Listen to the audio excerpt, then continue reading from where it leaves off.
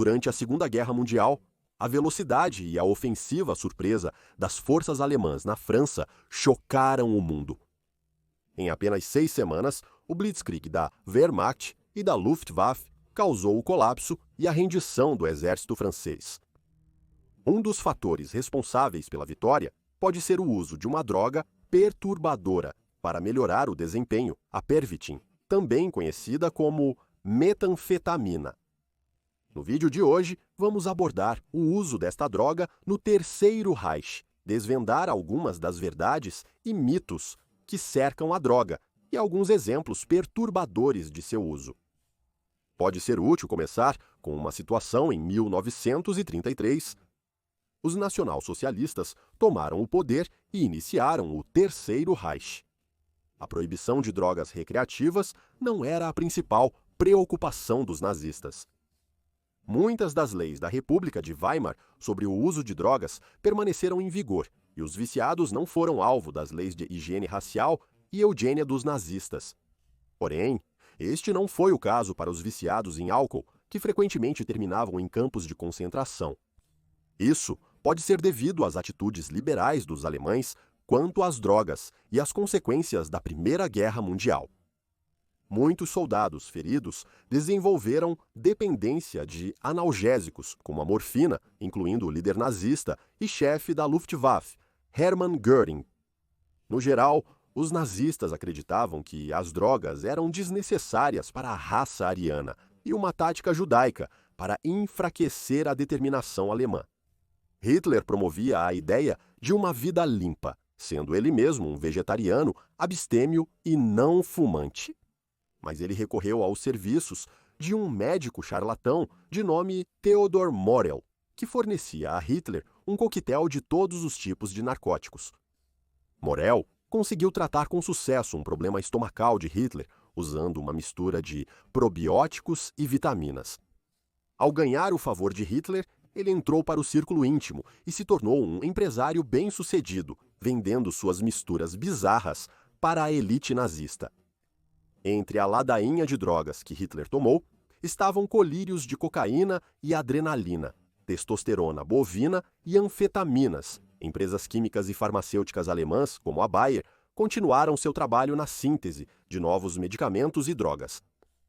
Isso não era novidade, pois os químicos e empresas farmacêuticas alemãs dominaram durante o século XIX e descobriram muitas novas drogas e compostos. Inspirados pela produção de benzedrina nos Estados Unidos da América, químicos alemães desenvolveram seu próprio Vacamenin, que significa agentes despertadores. Tais drogas foram usadas para tratar condições como depressão, apatia e síndromes psicopáticas. Mas o uso de estimulantes em outras áreas também foi considerado, nomeadamente para uso em escritórios, fábricas e no campo de batalha. Essa busca levou à criação do Pervitin, uma versão sintetizada de metanfetamina. Esta droga foi disponibilizada ao público alemão em 1938, para compra até mesmo sem receita médica. Logo se tornou popular entre muitas pessoas, desde operários durante o turno da noite até trabalhadores de escritório que precisavam de um impulso extra de confiança para conduzir uma reunião importante e, claro, para os jovens que queriam festejar até altas horas.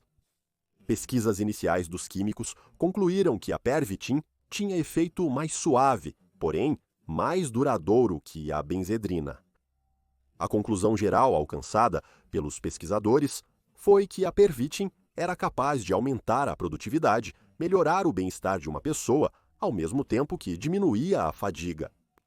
Pessoas de todas as classes sociais se envolveram no consumo da droga.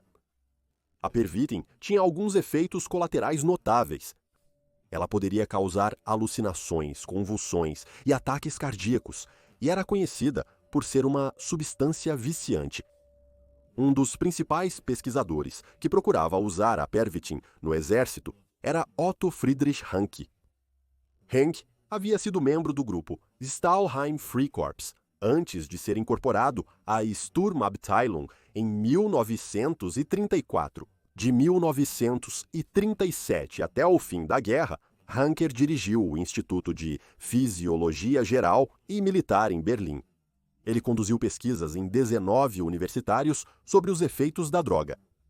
Ranker estudou o efeito do Pervitin quando comparado a um placebo, benzedrine e cafeína, administrando doses de cada um a 4 grupos separados de estudantes. Os estudantes foram então submetidos a diversos testes físicos e mentais. Ranker descobriu que os estudantes que receberam Pervitin mostraram mais resistência, mas cometeram mais erros em atividades intelectuais. Muitos pesquisadores até se auto-administraram a droga, resultando em relatórios extremamente positivos sobre seus efeitos eufóricos. As descobertas de Hanker enfatizaram a importância do Pervitin em soldados exaustos. Contudo, o exército rejeitou as metas de Hanker para o uso extensivo da droga. Uma razão-chave era que os efeitos desejados do Pervitin dependeriam muito do estado de espírito do usuário. A composição biológica e psicológica única de uma pessoa gerava resultados variados do Pervitin. Em 1939, o Pervitin foi regulamentado, passando a exigir receita para a compra.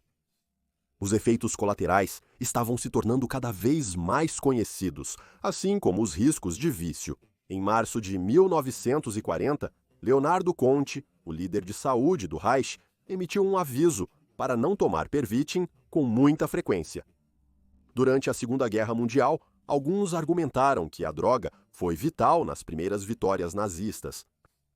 Um historiador até disse, cito, "A Blitzkrieg alemã foi alimentada por anfetaminas tanto quanto foi alimentada por máquinas." Ranker também recebia atualizações de soldados alemães na Polônia sobre o uso de Pervitin no fronte. Uma unidade relatou que aqueles que tomaram Pervitin estavam frescos, alegres e prontos para a batalha, e tudo isso sem acidentes. Mesmo com relatos de alguns casos de visão dupla.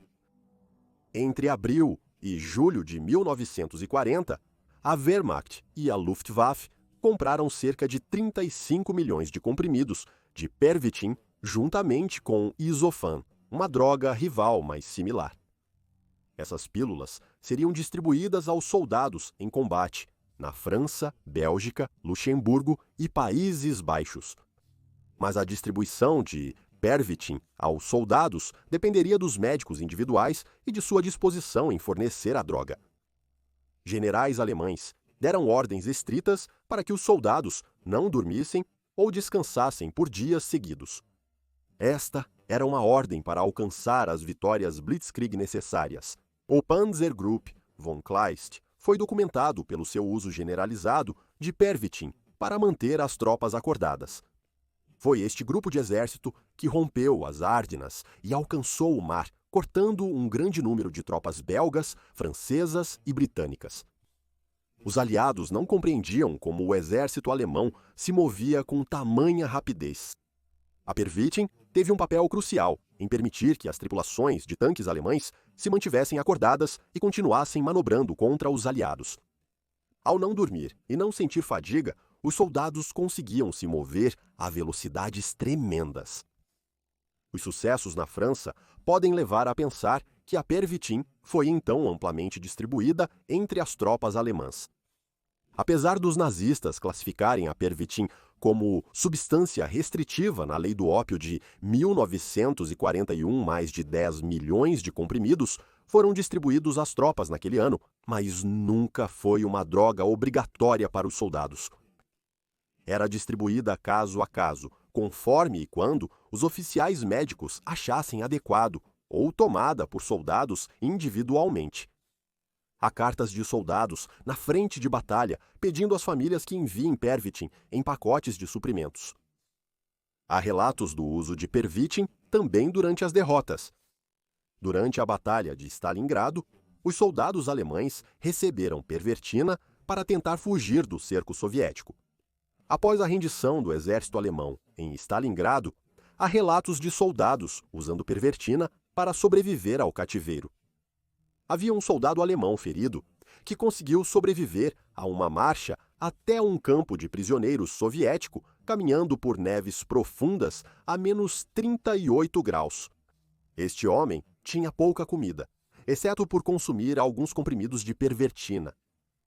Segundo o soldado, ele disse: "No final, eu caminhava como se estivesse em transe.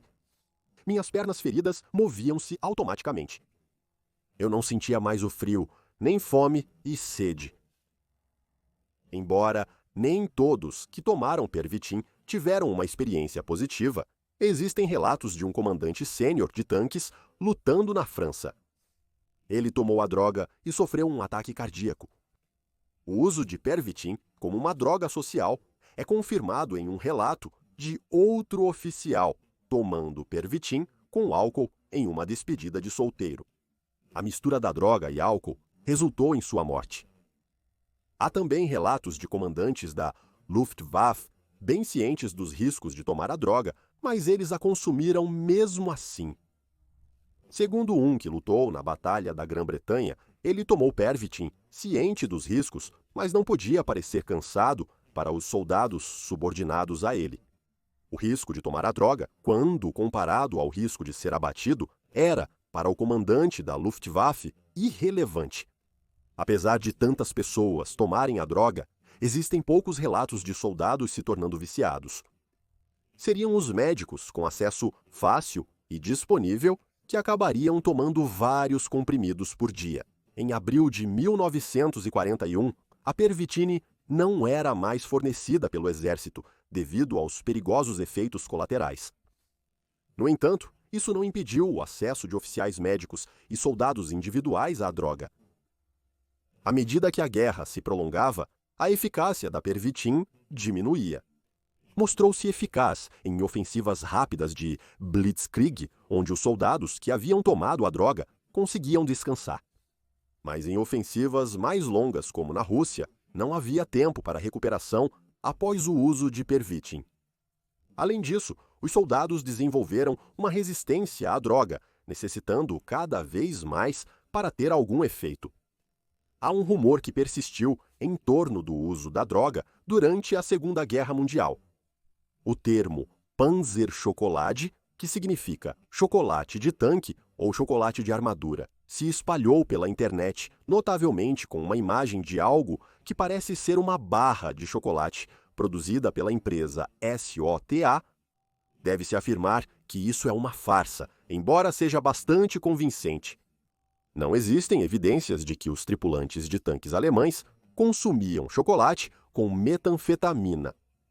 Não foram encontrados antigos invólucros ou relatos em primeira mão de soldados, e a Zotter Chocolate Company publicou uma declaração confirmando que nunca produziu tal produto, já que a empresa também foi fundada em 1999.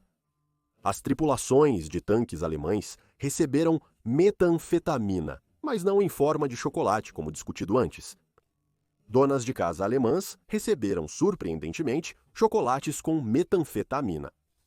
Antes da guerra, os chocolates Praliné, da marca Hinder, eram produzidos e anunciados para as donas de casa alemãs como um modo de deixar as tarefas diárias mais prazerosas. O slogan publicitário para este chocolate, sem metanfetamina, era sempre um deleite. Apenas um desses chocolates tinha o dobro da dose diária recomendada de pervertina, e as mulheres eram incentivadas a comer vários por dia. Após a guerra, a droga continuou popular para uso recreativo na Alemanha Ocidental e Oriental. Relatos sugerem que foi usado como droga para aprimorar o desempenho de atletas da Alemanha Ocidental nos anos 1950. Foi somente na década de 60 que a empresa que criou a droga parou de fornecer para os exércitos da Alemanha Oriental e Ocidental.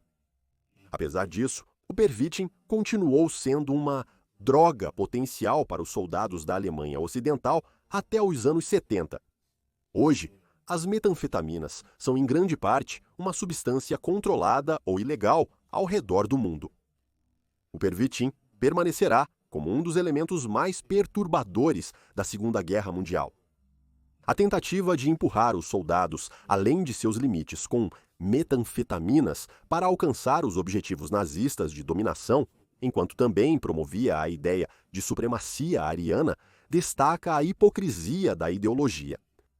Demonstra como as drogas, agora consideradas perigosas, estavam entrelaçadas no cotidiano, vistas como normais e úteis.